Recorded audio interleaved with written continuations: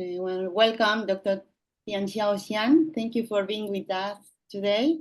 Now we are going to start with Claudia Figari, CEIL Director. And Claudia, you can start wherever you want. Vos podés empezar, Claudia, si querés, y ya empezamos porque estamos en horario. Perfecto. Muchas gracias, Luciana. Después te pido que, aunque sea traducir, ¿no?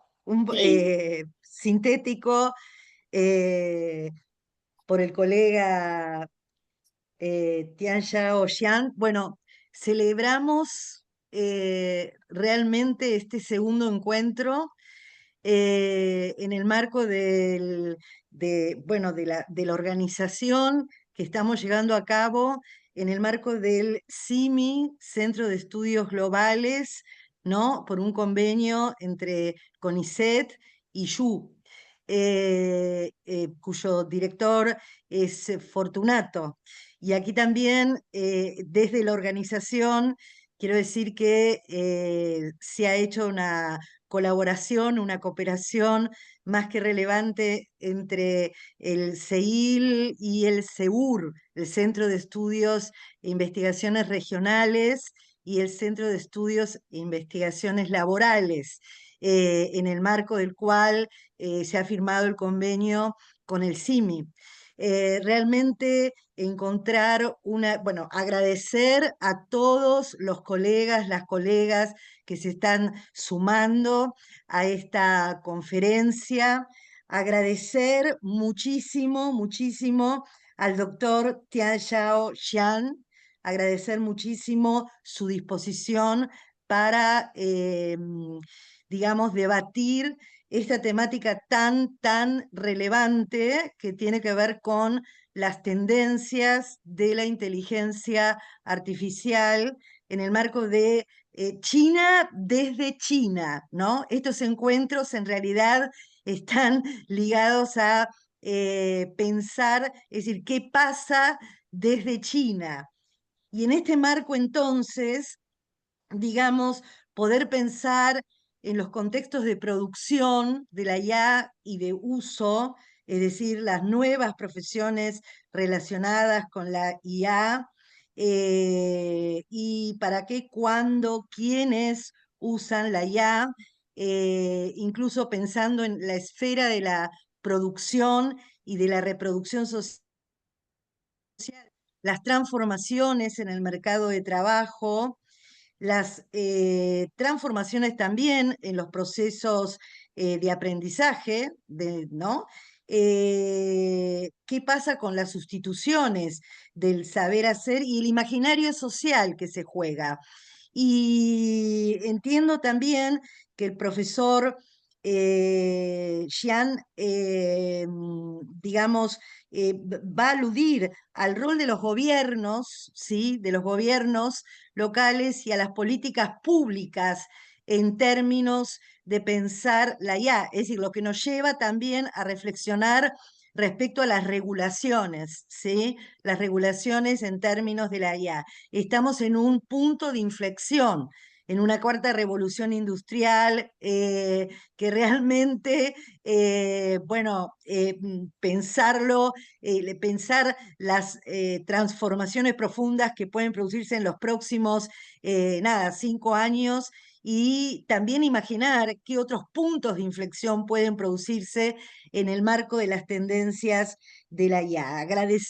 Quiero agradecer también a, por supuesto, Fortunato Mallimaci, a Pablo Lavarello, director del CEUR, y a Luciana Guido y a Gonzalo Ghiggino, quienes oficiarán de coordinadores y comentaristas de esta conferencia, ¿no? Del doctor Tianjiao Jiang, de la Universidad Fudan de Shanghái.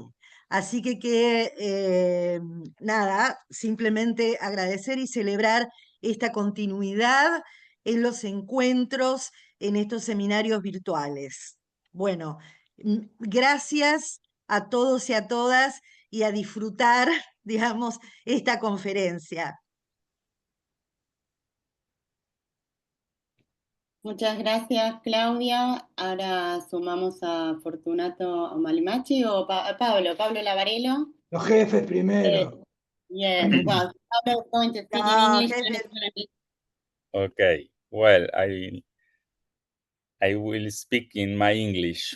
Thanks to the CEIL, to Claudia, to Fortunato Mallimaci, and also Luciana and Gonzalo Ghiggino for inviting me to this second seminar. No? It is a great pleasure for the Center for Regional and Urban Studies to participate in this seminar with Tianjiao Jiang. It's a central topic, which for us, for Argentina, for industrial policy. Today, artificial intelligence is at the heart of the debate on industrial policy development, is at the heart of the financial crisis, possible financial crisis, the so-called Magnificent Seven, NVIDIA, Amazon, Tesla, Alphabet, Meta, Microsoft, and others, dominate Western techno-economic trajectory and are at the center of a significant financial bubble. This raises important research and policy questions for developing countries, for Argentina, for Latin America. For example, should we simply insert ourselves as locations for installing large data centers, transforming cheap energy and natural resources into computing power only for export? Should we adopt large general language models and train them for specific uses, or we should develop our own specific models based on open source ones?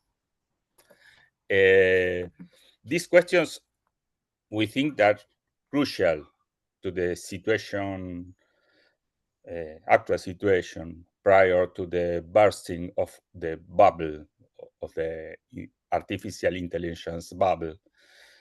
After financial crisis, we will see surely a lot of surplus of data center capacity worldwide.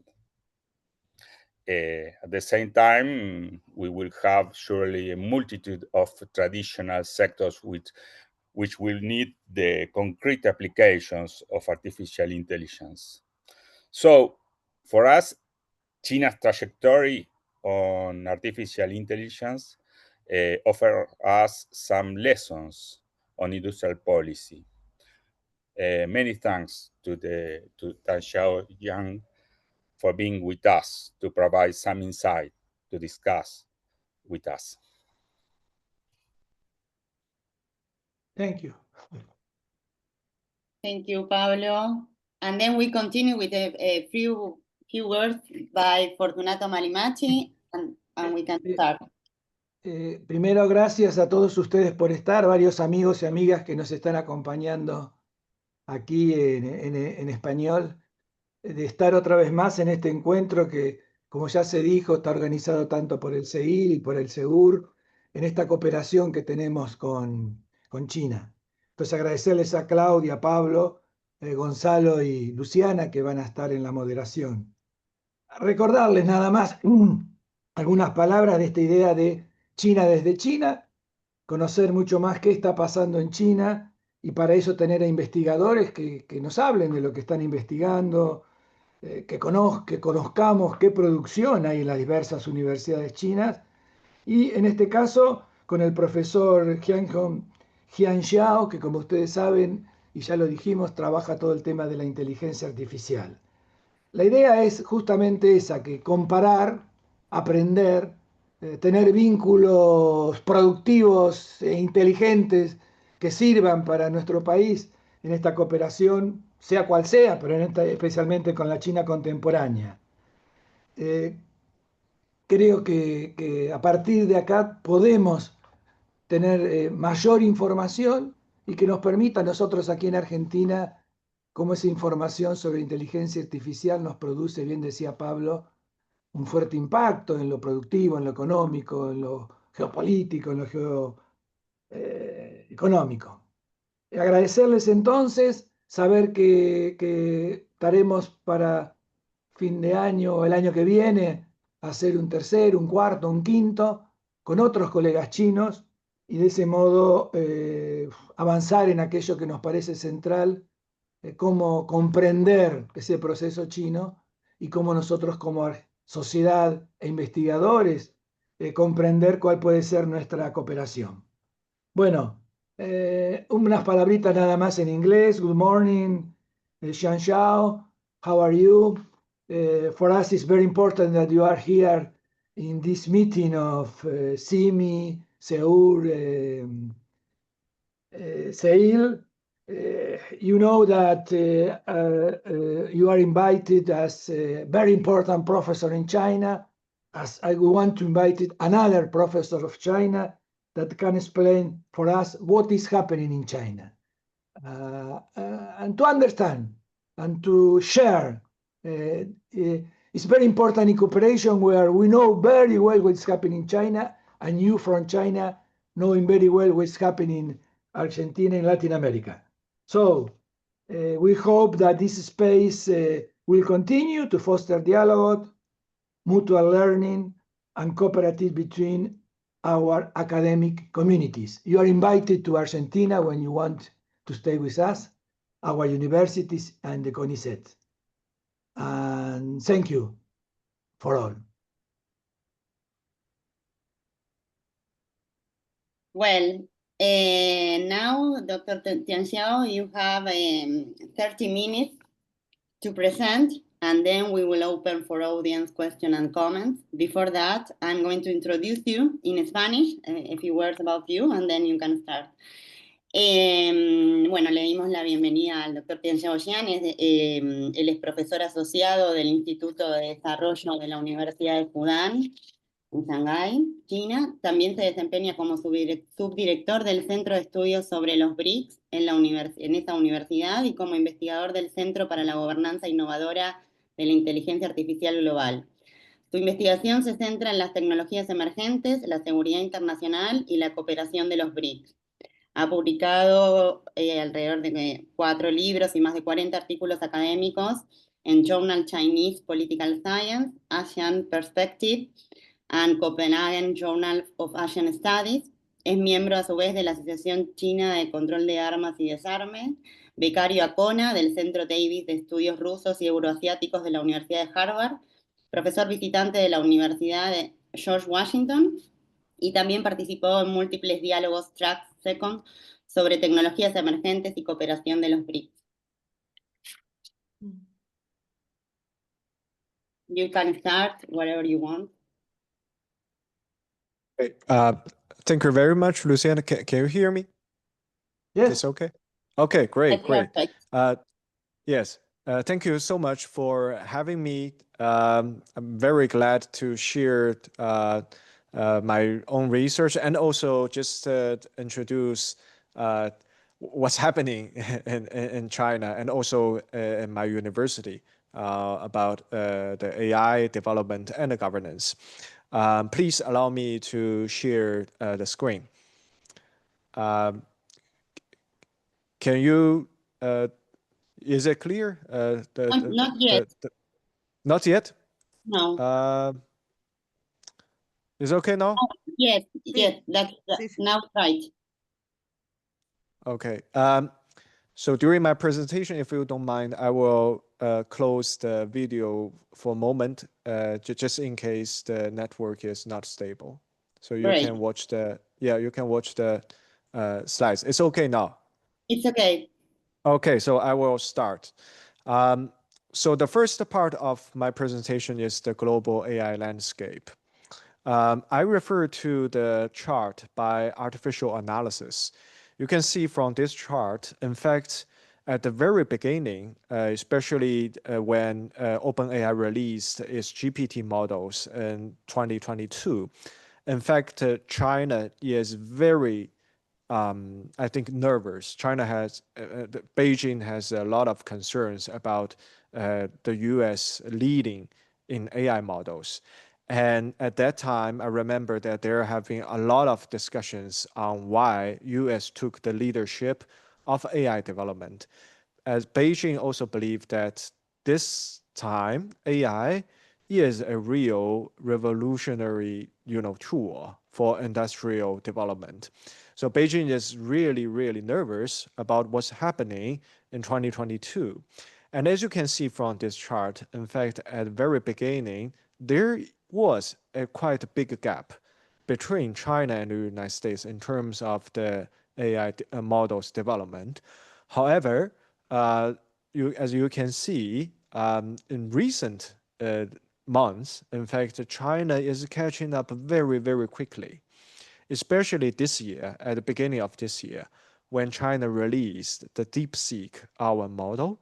So you can see from this chart, this is also an evaluation by a US research institute. They believe that at the beginning of this year, OpenAI's model still took the leadership, but China is catching up very quickly. So Chinese models also has a quite good performance now. But at this chart, we also have several other players. It's not just the China and the United States.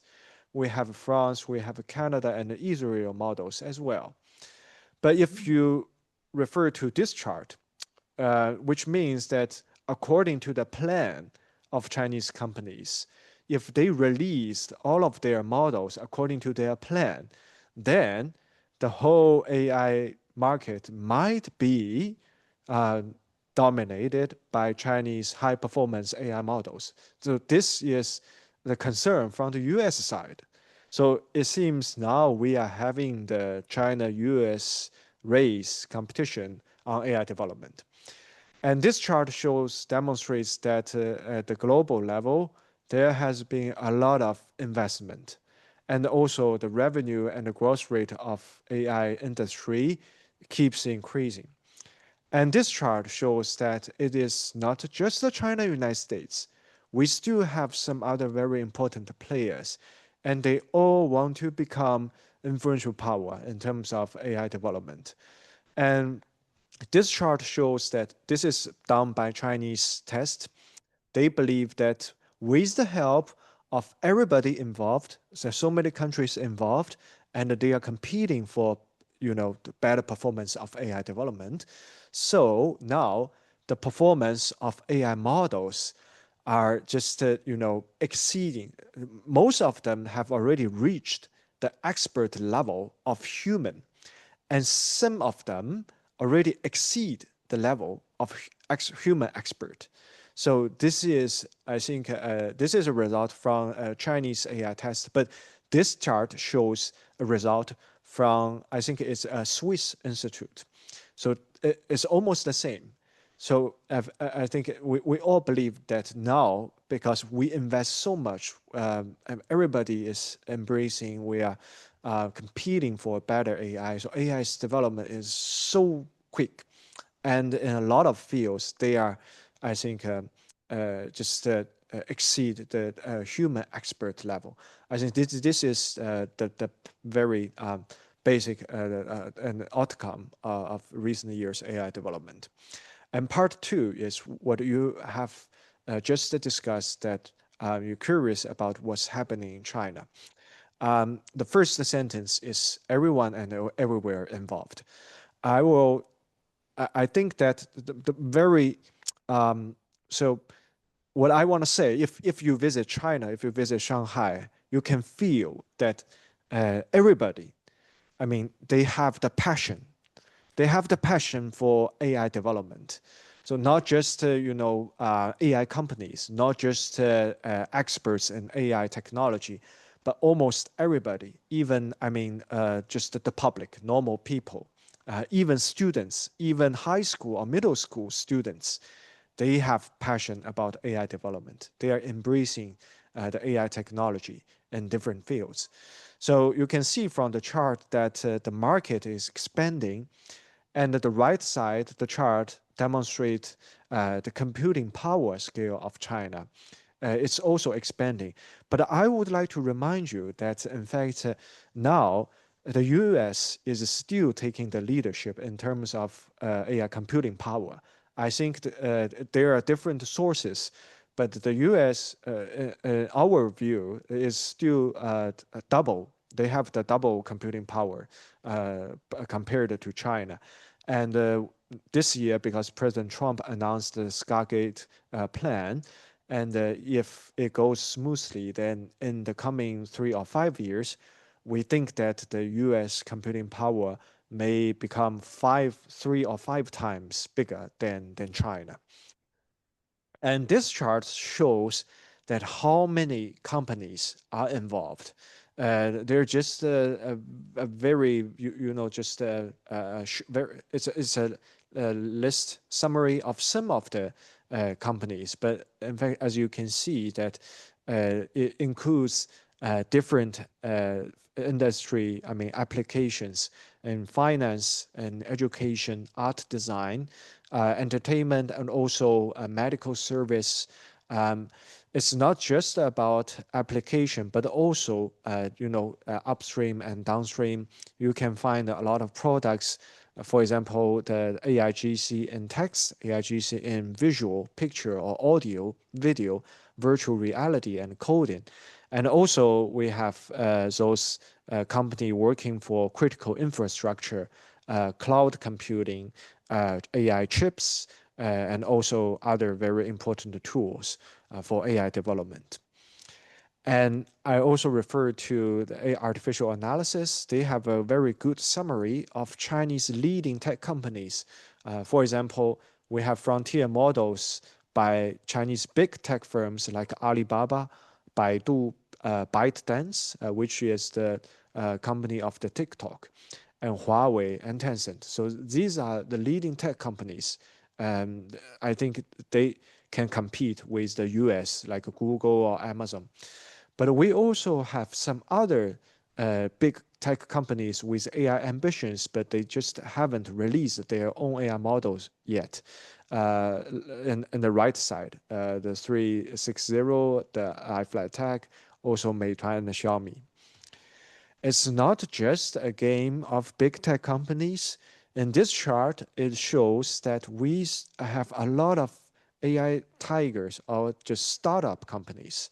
Minimax is a local company in Shanghai, and we also have the Moonshot AI and DeepSeek, as you might be familiar with, and Zhipu AI, which I will mention later, which it has very close connection with Tsinghua University, and also Baichuan Step Farm.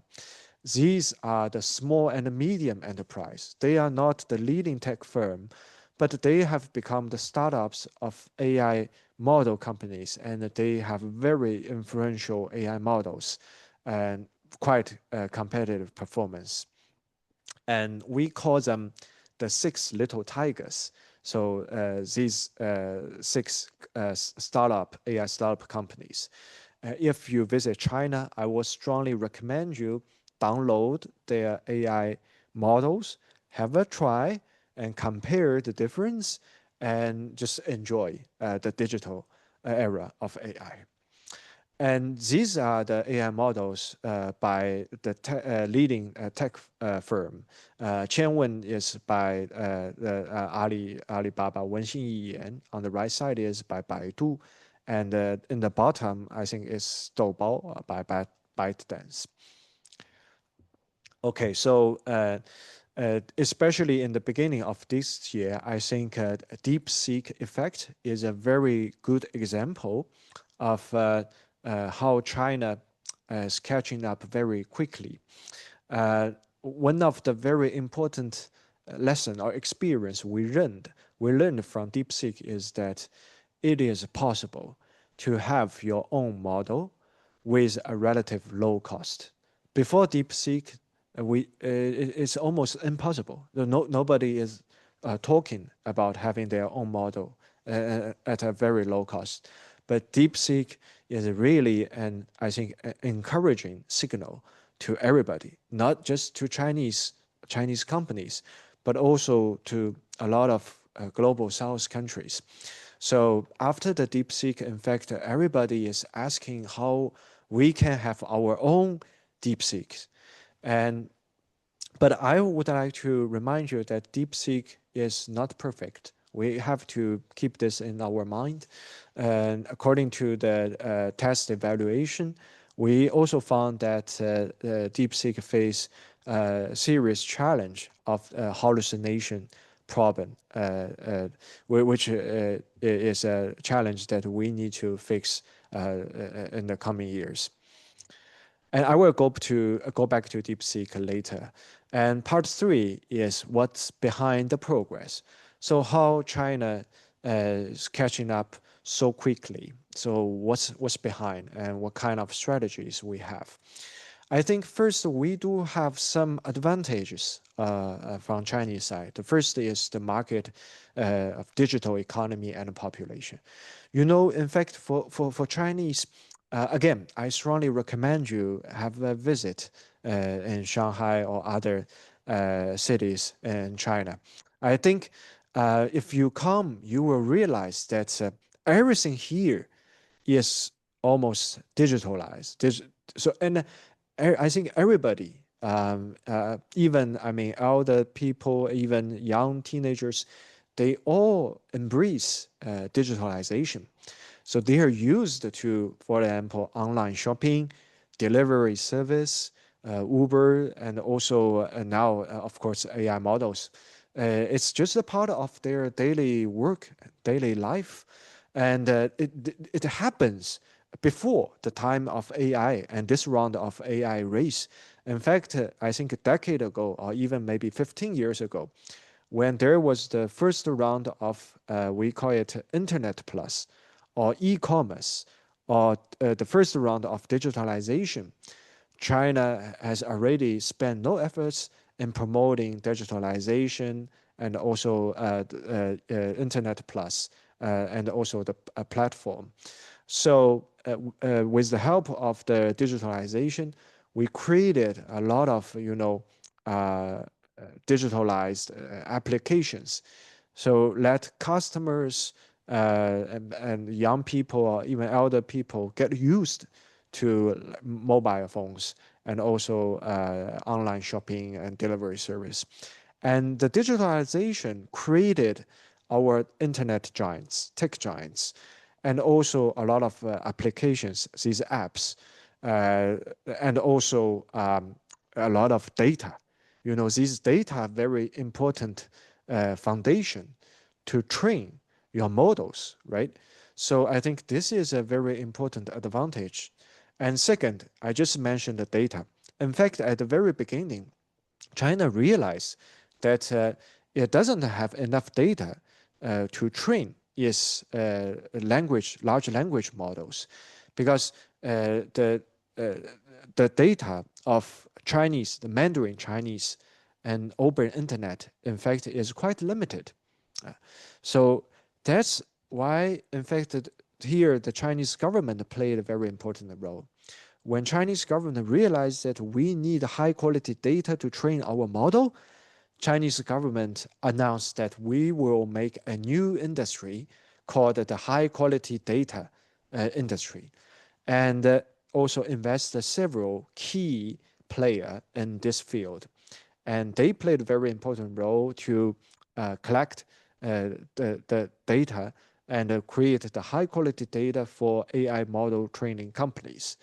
So here is how we create the total amount of data, a huge amount of digital resources, even compared to other countries in the world. And the third advantage is our STEM talents. I think this is the real advantage, even compared to the United States. You know, we have very, very competitive middle school, high school education, and it is really challenging to get into top universities in China. So, I mean, young people have serious competition in STEM study, and we also provide a lot of STEM talents for the United States and even the world. So according to the Ministry of Education, we have about like 5 million STEM graduates every year, and half of them will join the AI industry. So which is, I think, dominant. This is a quite dominant position. And last but not least, I don't want to go deep into this topic, but I do think that the tech disputes and also the U.S. export control against China. In fact, it also become I think external pressure. It forced China to rely on itself to develop its own chips and also to develop its own AI industry. So I call it determinations.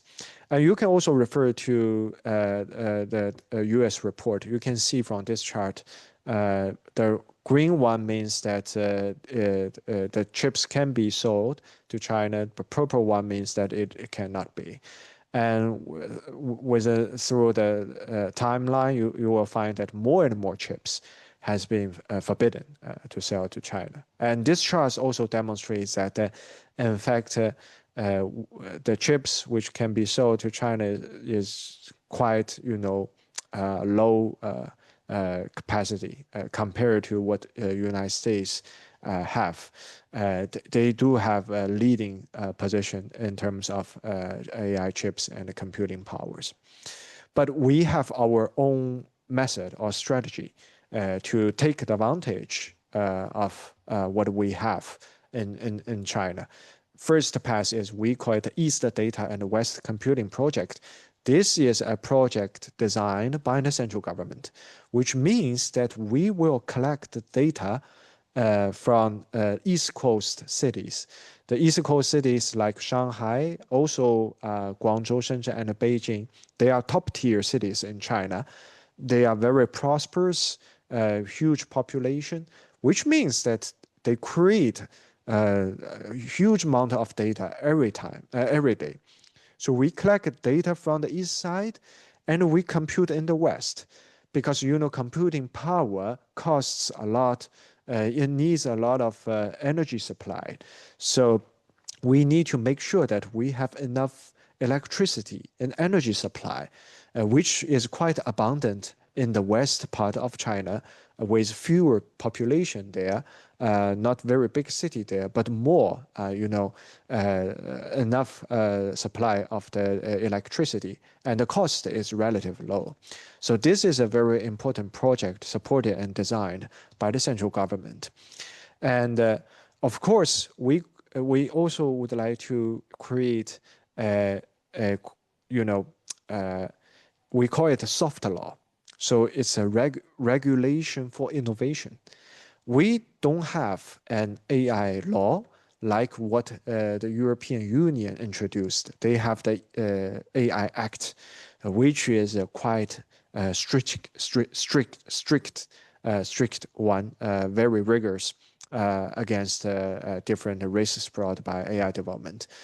We also pay much attention to AI risks, but at the same time, I think Beijing would like to keep the balance between AI development and AI security and safety. So they introduced the idea of regulation for innovation. It's very soft law. It's like guidelines, principles, and also regulations for industry. It is not hard law that you have to abide by, but there are a lot of guiding principles from the government that they recommend you following these rules. And second path, we call it the healthy competitions at local level. As I just mentioned, the DeepSeek is a very encouraging signal. You know, in the after we had the DeepSeek in Hangzhou, which is another tech city very close to Shanghai, neighboring city to Shanghai. It's not the first tier city, but DeepSeek appeared in Hangzhou. So after that, you know, almost every city mayor is asking why DeepSeek is not in my city, is not here.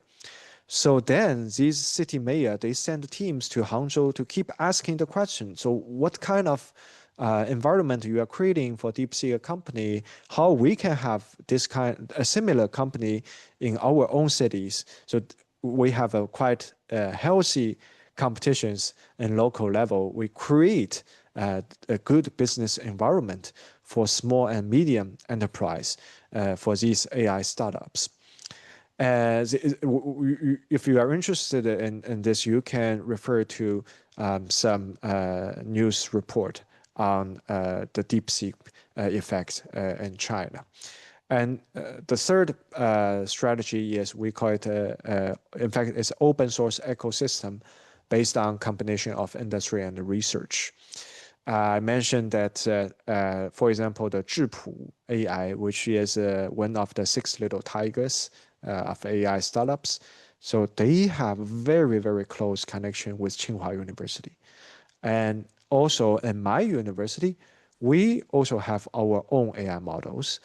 And we combine our AI models with all of the science and technology research and development. We call it AI for Science. Use the AI tools to help us have more, you know, scientific innovation. And for example,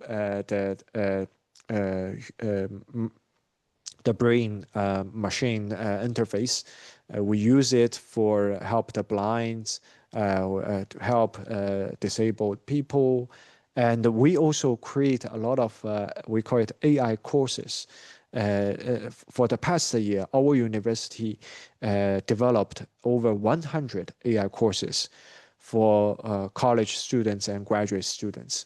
As long as you are interested in, you can just choose these AI courses. And if you meet the credits, you can get another degree in AI. So it's almost everybody. It doesn't matter what kind of major you are in. We encourage every student joining our AI course and the combination of industry and AI research. And last but not least, you know, AI is burning money. It's true. So we do need good investment strategy. But, you know, it's interesting. Due to the geopolitical tensions, you know, in the past, in fact, United States is investing everywhere. United States also invests a lot of Chinese tech startups in the past. But due to tensions, they didn't invest anymore. So we also face the problem of investment. So who should invest? I found that, you know, for critical infrastructures, for the project I just mentioned, the East Data, West Compute, it is the government affairs. So the government will take charge of critical infrastructures, AI chips, and those affected by export control. But for the rest of the plate, in fact, it's really private investment. It's not, you know, state-owned enterprises. No, not this time for AI. It's private companies like DeepSeek. Their money came from people who won a lot of money from the stock market. So there are people who invest in the stock market, got the money, and invest part of the money to the DeepSeek, which is another very encouraging story for domestic, you know, investors. And last part is the global impact. Obviously, we believe that there is another option for Global South. So we really look forward to our cooperation with Argentina and also other Latin American countries we think it is a good time for us to work together on AI models, and also how to apply these AIs to different industries as a very important tool to boost the economic growth. And there should be more voice for global South. Before DeepSeek, in fact, we already have a lot of global AI summit, AI global, important meetings, discussions on AI governance, but most of them are dominated by Western countries. Well, I'm not talking in a binary, perspective. I just think that we should have more voice from global South countries, so they should not be underrepresented. So DeepSeek and also Chinese success in AI will give a very encouraging example that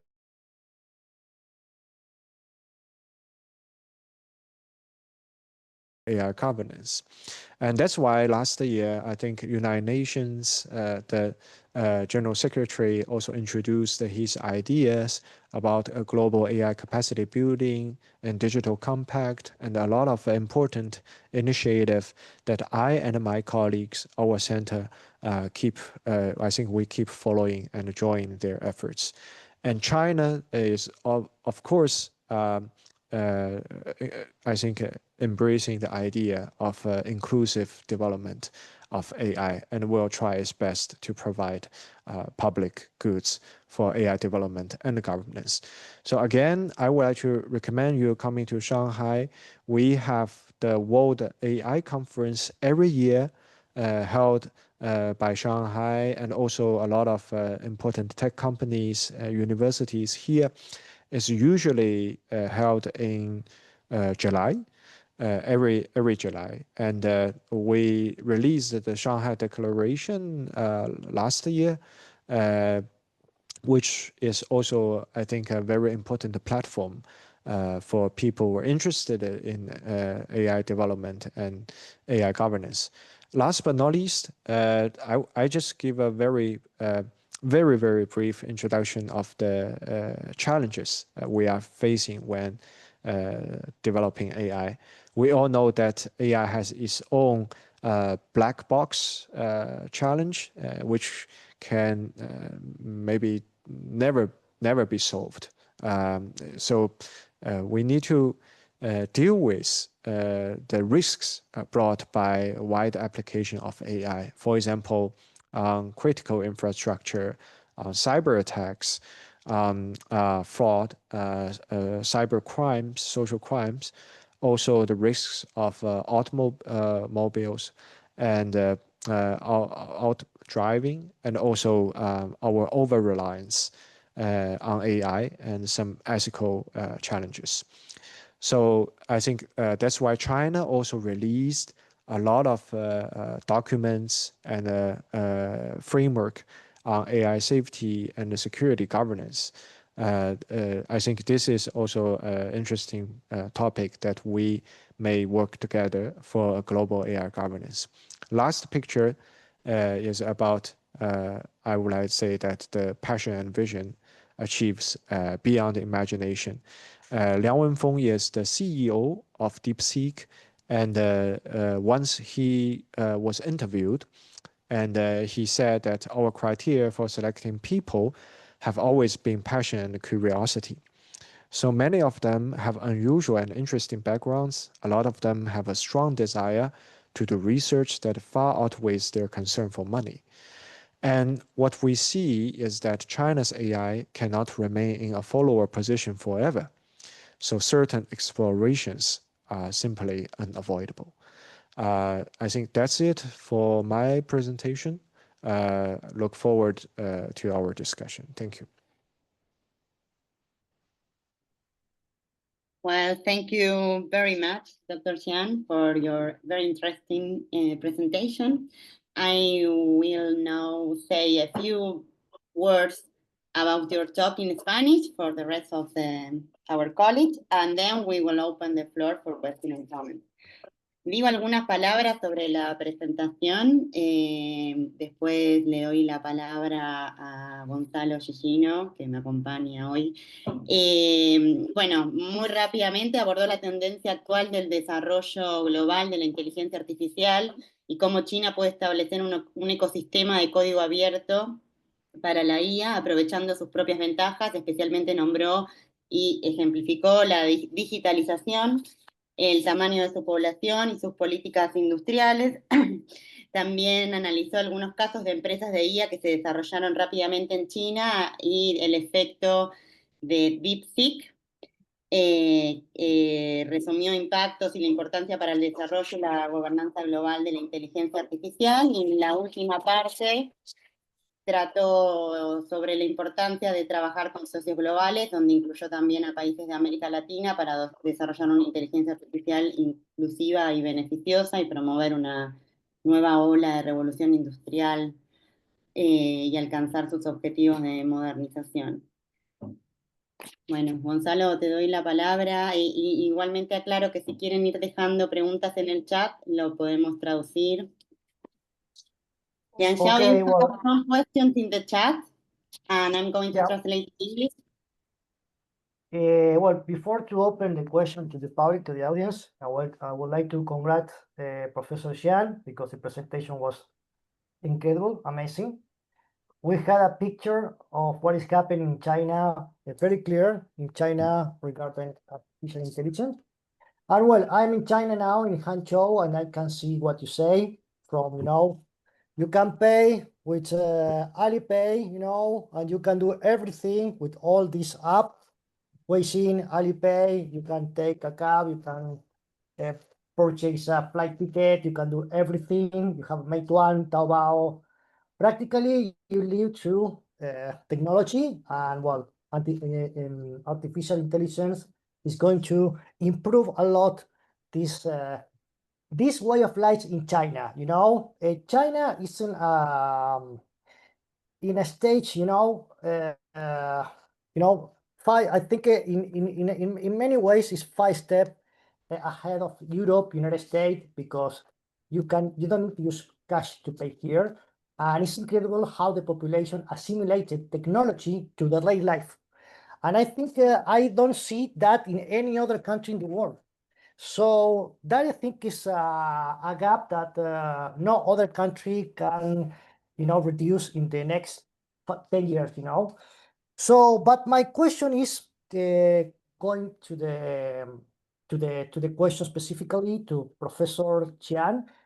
I'm wondering about, this competition between the United States and China, because, behind this technological competition, we have, the global power competition between United States and China, and we have 2 different models, economic model, political model, technological model.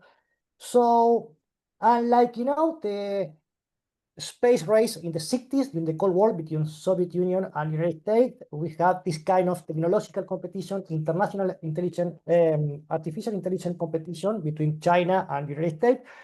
But the point here is we don't have, a point to reach. This competition is maybe forever or for a long time. So my question is, we can see the impact of artificial intelligence and technology in daily life, in the economy, in the production. Is there any point of connection to cooperation between the United States and China in artificial intelligence? Because I think I'm wondering, it's very, that sometimes it's very helpful, but it's very dangerous. Because we are talking about 2 different models, and it's a lot in our life how we can do, how much we can do with artificial intelligence and government and military and in many aspects. So I would like to know if you see any point of connection to cooperation between the United States and China in artificial intelligence. Yes, thank you so much for the question. I think it's a very, very important question. I will say yes. And I really believe that both sides should work together on this very important topic. Just like what you mentioned, AI means a lot, I think, to all of us. It's not just about like, economic development, but I mean, it will bring a lot of unexpected outcomes. Sometimes it's just full of uncertainties if you have a wide application of AI. So in fact, I would like to share with you that we do have several track 2 dialogues between China and the United States AI experts, talking about the governance of AI safety and security issues.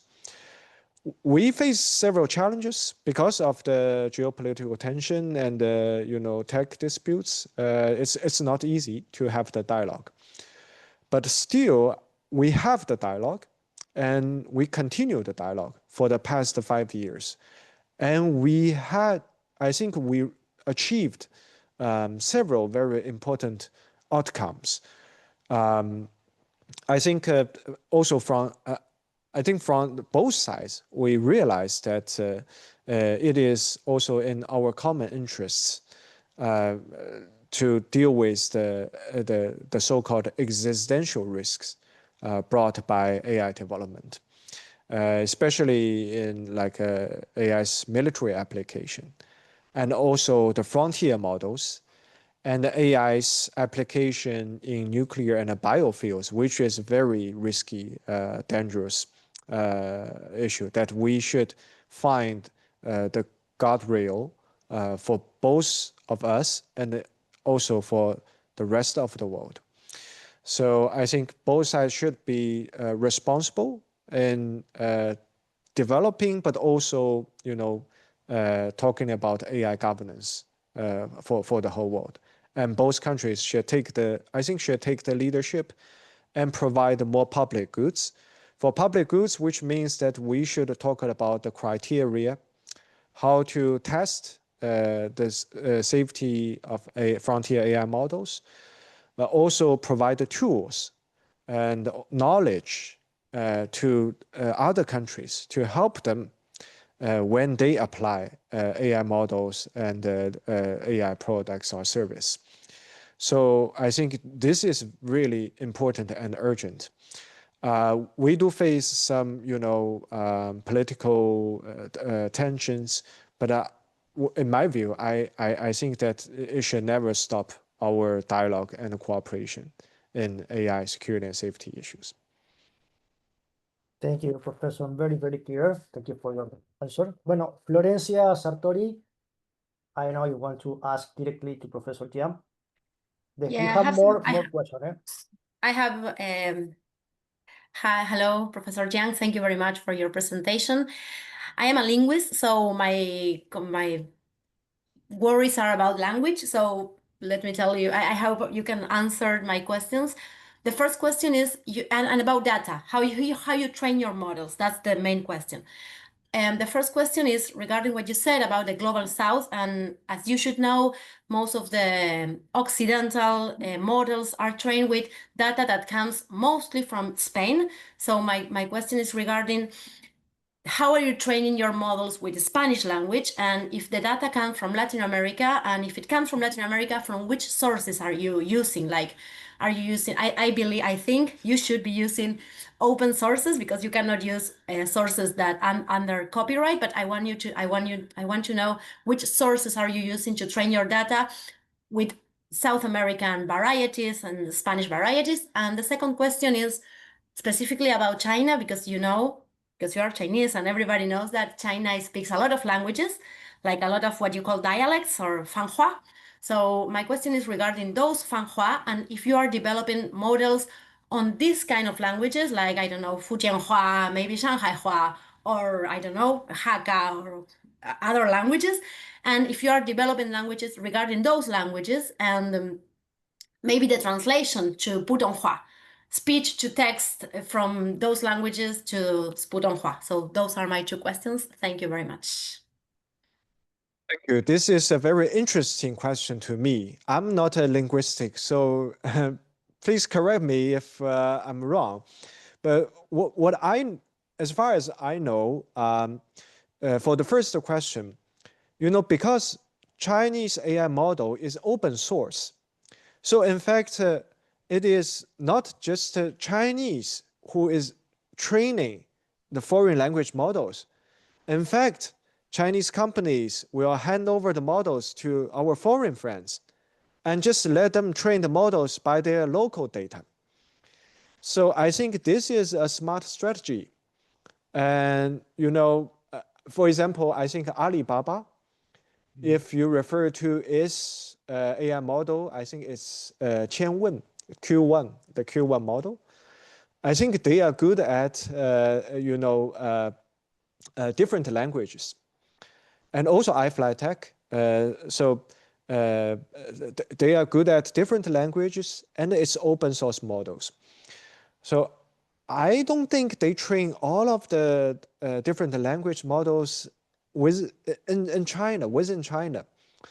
They should have some, language data, but I think they will just share it with their global partners and let them train their models by themselves. So this is the first answer to your question. And second, you are correct. We have a lot of dialects. But I think this is a really interesting question because I didn't pay much attention to dialect models, We all use like Mandarin. I think we all just input Mandarin or speak Mandarin and let the model to reply. But I do know that, for example, I'm in Shanghai, I'm local, so I understand the Shanghai dialect. I know that now the models can understand if you talk in dialect. So the models can understand, but the models cannot respond in dialect. So they cannot speak in local dialect. I'm not sure about how much progress these companies, they're making these days. I'm not sure because I didn't follow the dialect models. But I think this is a very, anyway, interesting topics. There are always some people who support that we should, support, encourage more people talking in dialect. But the central government, we have regulation that we should speak in Mandarin.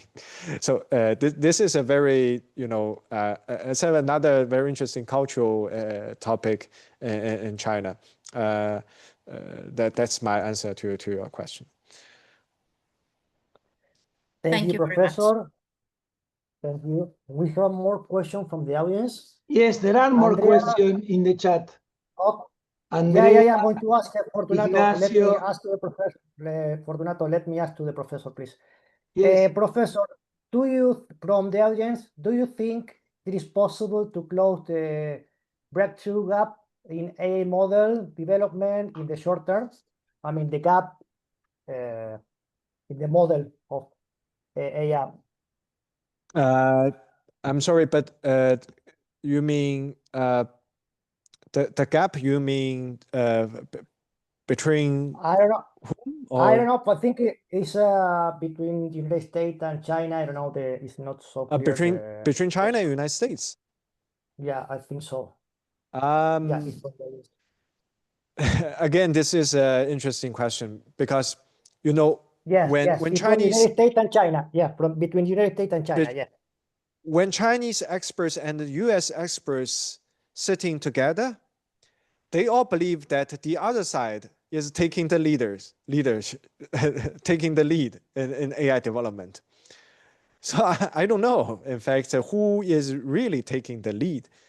It depends on different test evaluation. It depends on different models. You have visual models, you have text models, you have different models. For now, I will say that, in fact, the gap is quite close, I will say. in terms of the model development. What I said is that the gap is still very big in terms of computing power. The US still, I mean, several times, I think, bigger than China. Okay, thank you, Professor. We have another question from the audience. Regarding, for example, Latin America and Argentina, where we don't have a kind of public policy, regarding artificial intelligence. So what strategies do you think that are possible for Argentina, Latin American country, to join the global AI ecosystem and overcome this structural limitation? We have a lot of structural limitations in Latin America. What do you think is the best strategy for our region? This is very difficult for me. I think I know Latin America. Anyway, I need more research. Maybe I should. I never, visit Latin American countries. So I should come, stay for a while, know deep about Latin American countries' situation and also, history, culture, political, economic development here. Then I can have a better recommendation. For now, I will say that what I can provide is the experience from China, which might be helpful, which may not be. So I think the first is that you need to encourage. I mean, especially I think young people. They are, I think, the origin of innovation. We need to attract young people in Latin America and asking them whether you have the passion or vision on AI development in the future. I think this is really important. They are the talents for our society, for different countries. I think if they embrace AI development and that they think that it is important to have AI development, AI innovation in their own countries, they will be very, helpful, a driving force to upgrade the AI development as well as application. So this is the first suggestion. So that's why I said at the very beginning that in China, it's almost everybody involved.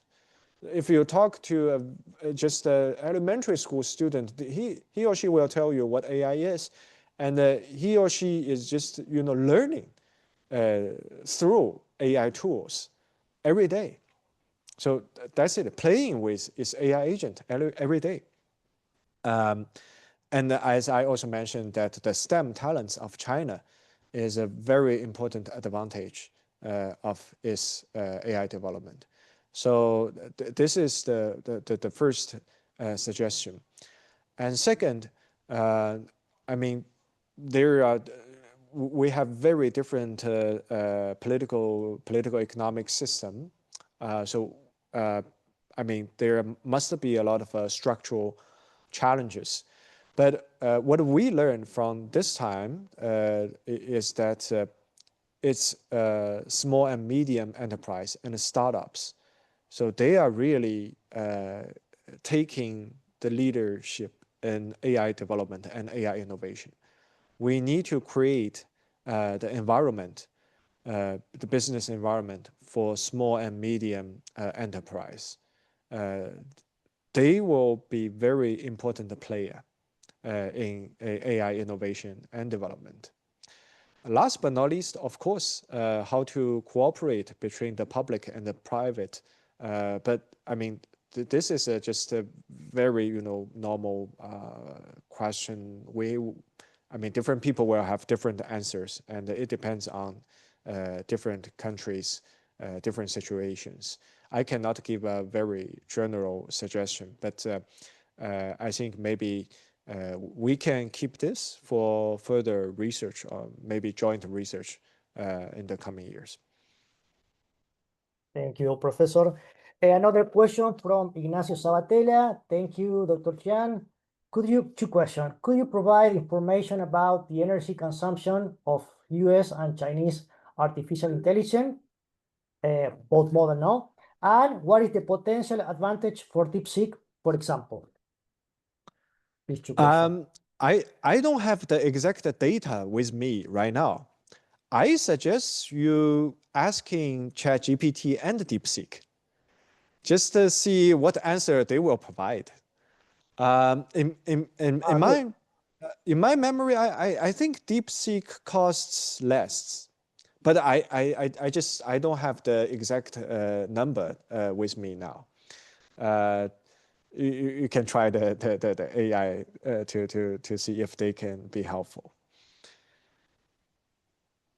Okay. Okay. How common is the use of artificial intelligence in Chinese national platform for sharing agricultural machinery, tractors, or harvesting sector?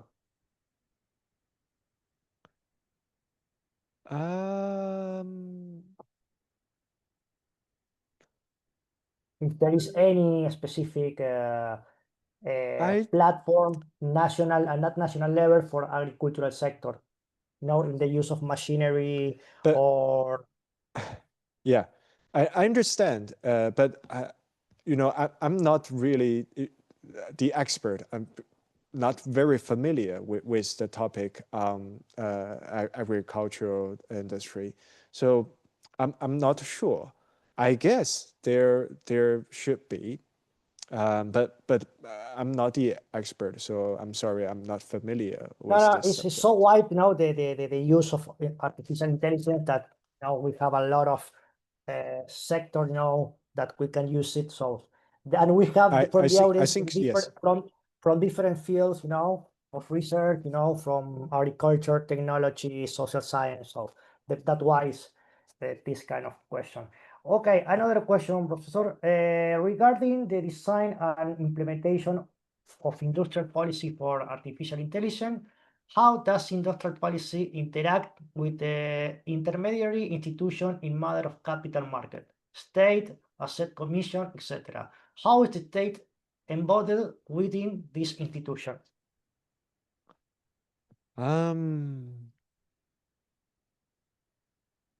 Okay, so again, this is a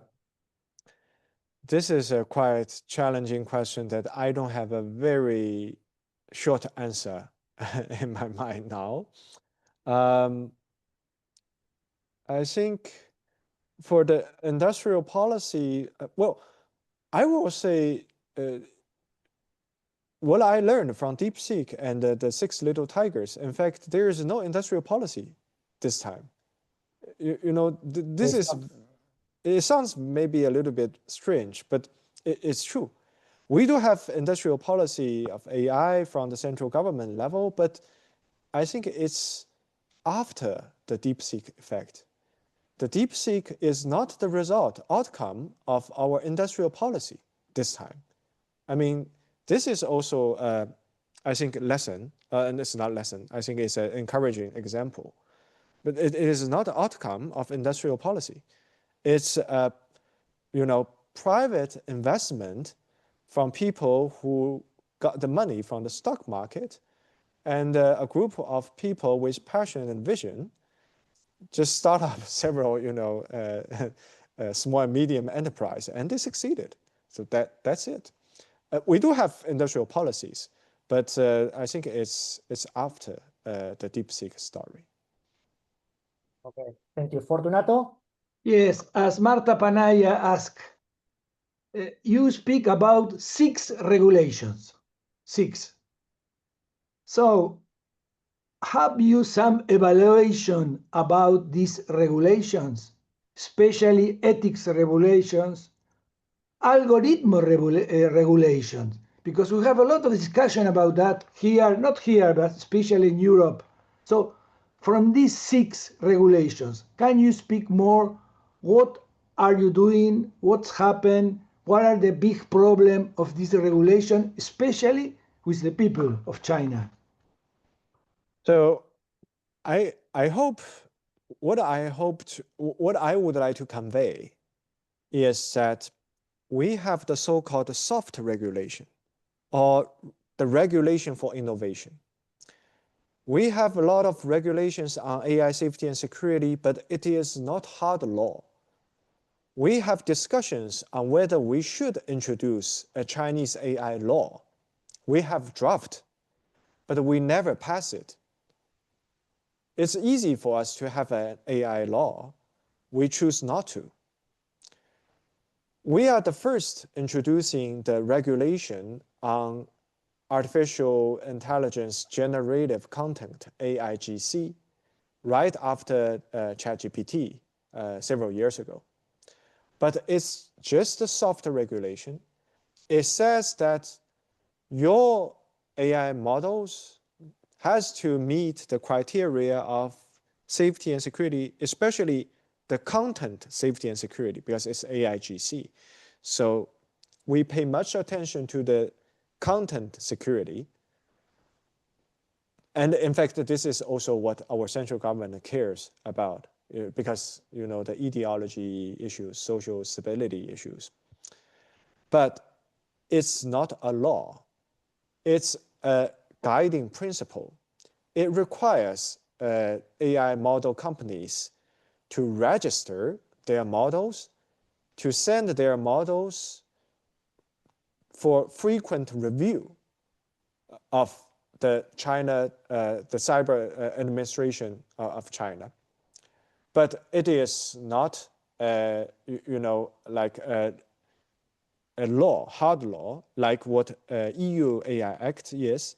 It regulates that if I think this model is applied in high-risk field, then it is forbidden. We can never introduce this AI product or service. It is not what's happening in China. We have very soft regulations. We have guiding principles from the government. They will review what kind of content you are creating in very frequent manner, but it is not hard law.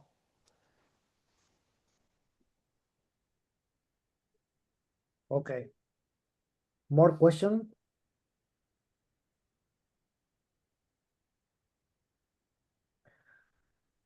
Okay.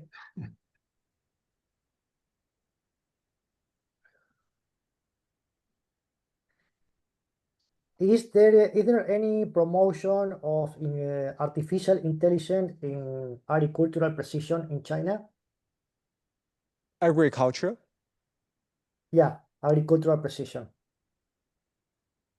Again, I think there should be, but I'm not familiar with the subject, so I cannot say 100%.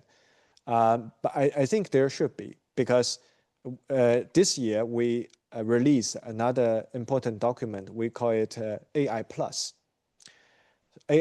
Action Plan, which means that everything, every subjects, every industries can be a plus of AI, can be AI plus.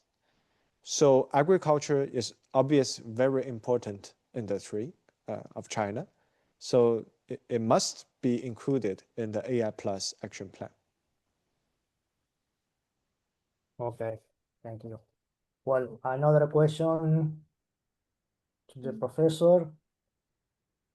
I would like to know the linkage between the fire plan and the emergent debut of DeepSeek, because I think it's not a coincidence, the Made in China 2025 and the technology boom that we are facing in China now. So if there is any specific relation, regarding that, or you can tell us what is the expectation for the future for the next coming fire plan regarding artificial intelligence.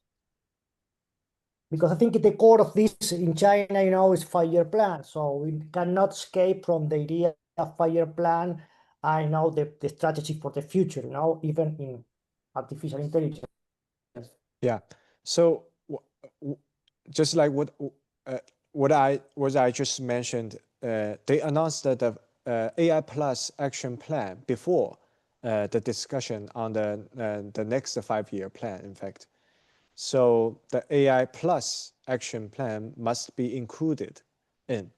So every industry, everyone will be involved in the AI development. I think there will be more investment from both the government side and also private sector in AI. And they believe that it will be promising, industry in the coming years. And China also has, I think, a quite flexible strategy. I think the emphasis has been put on, different scenarios and applications, which means that they hope their AI models can make profits through applying different fields and industry. So this is important to investment. If you have profits, then you have good investment, then you will have a healthy investment circle, right? But if you have large amount of investment and you never make profits, then here comes the trouble. There will be a lot of bubbles, right? So it will be dangerous. I think the government pay much attention to different scenarios, applications, to try to encourage AI companies making profits as soon as possible. So it doesn't have to be, like a very advanced AI technology or AI model. It doesn't have to consume, the high performance AI chips. As long as you find a good scenario, a good combination of AI model and the industry, you make money, then that's the best practice. And we will sell the best practice to the whole country and even to our foreign partners. I think this is the basic, logic from what I learned in the past, in the discussion of our next plan in the coming 5 years. Very clear, very clear. Thank you. Fortunato, another question? Mariana have another first ask me the question. Yes, how is the relationship established between the private sector as main developer of AI in China and the public sector? Through what mechanisms is the relationship established? Yeah, it's yes, this is also a very classic topic. I think, as I mentioned, this round of AI innovation, I really don't think that the government, especially the central government, I don't think that the central government is playing the key role for this round of AI innovation. Just like I said, the AI industrial policy is after the DeepSeek effect. And DeepSeek got investment from private sector. So it also gives us a lot of, reflections on what kind of public-private partnership model is appropriate, is the best choice for AI development. I don't know, to be frank, because AI just develops so rapidly. The government is trying to follow, is trying to figure out what's happening there. But usually when they figure out what's really happening, we are entering another stage of AI development. So I'm not sure. I mean, seriously, I think we should have deep research on whether AI is bringing a new private and public partnership to all of us. Yes, we have another question here from Pablo Lavarello. In IA plan, such as one you mentioned, in addition to involving competition between companies, do they also involve competition between levels of government? The last question.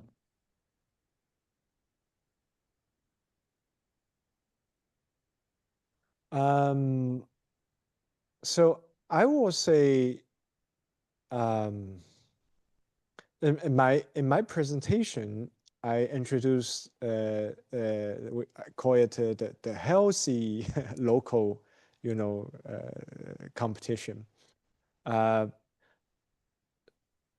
So I think yes, of course there will be competition. For example, we have very limited computing power resource. This is a objective challenge we are facing today. So who can enjoy the better supply of computing power? So it must be competition between local governments. So I think there must be some competitions.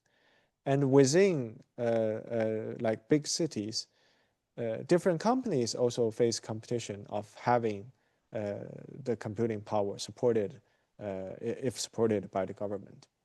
So they need to compete.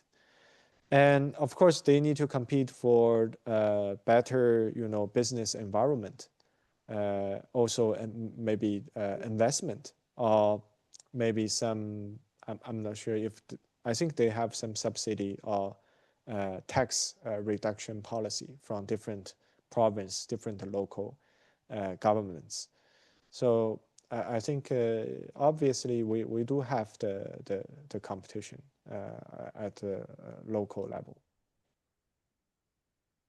Okay, good. And another question, the last one, the role of the university in the AI promotion and the interaction that exists between universities, government, and company for this AI development.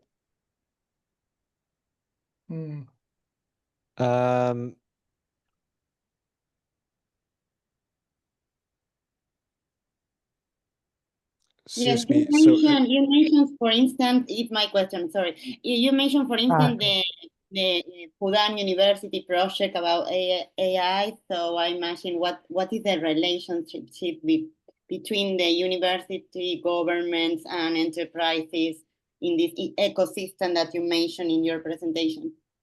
yeah. So I think, as I mentioned, everybody involved. So they would like to combine. It's not like the central government. It's just the department who is in charge of science, technology, education, and also university and research institutes, and also the innovation company. So these three players, usually we would like to bring them together. We create several platforms.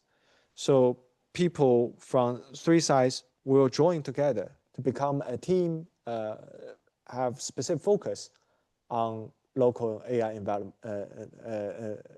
development. As long as there is research outcomes from the university side, then they can bring the research and development outcome to the company, and the company can make it application in the market, and also find investment from the market, and sometimes they can apply for the funding from the department in charge of science, technology, and education. So I think we create a lot of this kind of innovation lab. It's joint efforts by different players. And we have special programs hiring students. Because Department of Education, they will create more bring more large number of students, give specific program to these students on AI development. So we have new schools, new college on AI innovation. So we will bring more STEM talents to join, and they can learn at the university, but at the same time, they do research at the joint labs. So it's more, efficient. So I learn, but at the same time, I join the team of AI development. And when they graduate, they are well trained, they are well prepared. They can just join the startup companies right after graduation. So I think it becomes a good, combination of different players, which I think it will become the lasting driving force of Chinese AI development. Yeah, just what the last question, Luciana, if you allow me. Regarding this, you said about that the Global South can adopt the China model of artificial intelligence, more democratic, open. But is it possible for the Global South or Argentina or some emerging countries, for example, what you say recently about the cooperation between the government, companies, and universities, externalize that cooperation with universities and government from other countries as a way to adopt to China model of IA. For example, cooperation between universities of China and Argentina supported by government, and it's a way to get, to adopt the China IA model, or is too ambitious? I mean, it's too big to do it, or is, I know, just I'm wondering, finding to link a cooperation between different countries of Global South to make it real, to say, okay, yeah, we adopt, even the Argentina government doesn't adopt, this way, maybe institution can do it. So it's a way to adopt the China model of artificial intelligence through cooperation between, for example, universities. Is this possible? I think it's a great idea. I don't think it's too ambitious. I think it's a very pragmatic way for both sides to cooperate together. And I think my government made very clear that they're prepared for providing public goods to Global South countries, including AI models, including the way to train AI models, to help local companies and local technical experts to train their own models. And I know there are Chinese tech companies who are doing the same job. Alibaba is doing the same job in Middle East. I'm not sure about Latin America, but there are several examples I can refer to if we have some discussion next time. I can also invite them to join. And for my university, I think the university leadership is very interested in extending such cooperation with Argentina and other Latin American universities.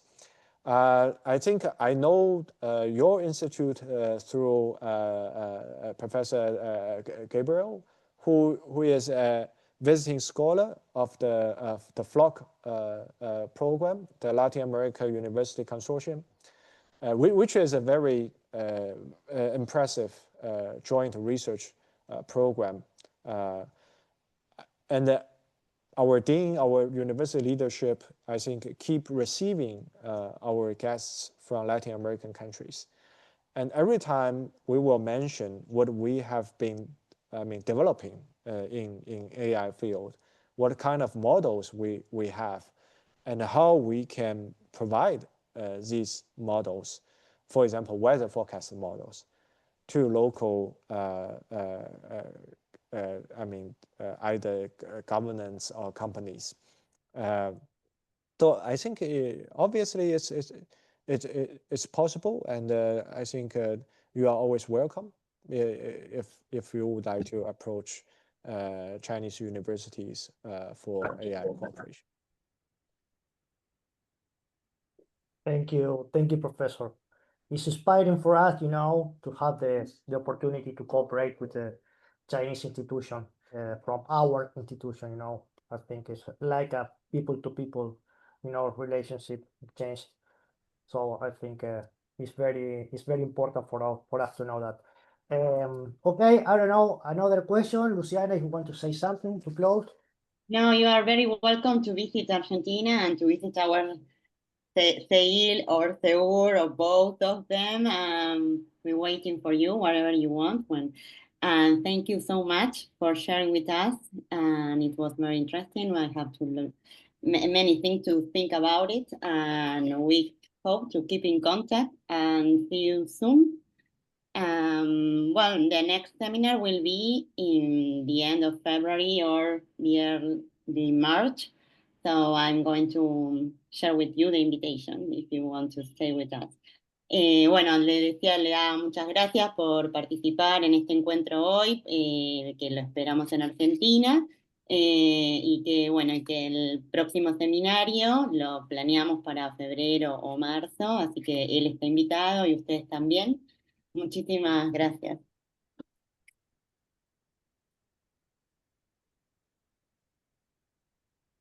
Bye bye. Thank you. Bye-bye. Bye bye. Thank you. Bye-bye.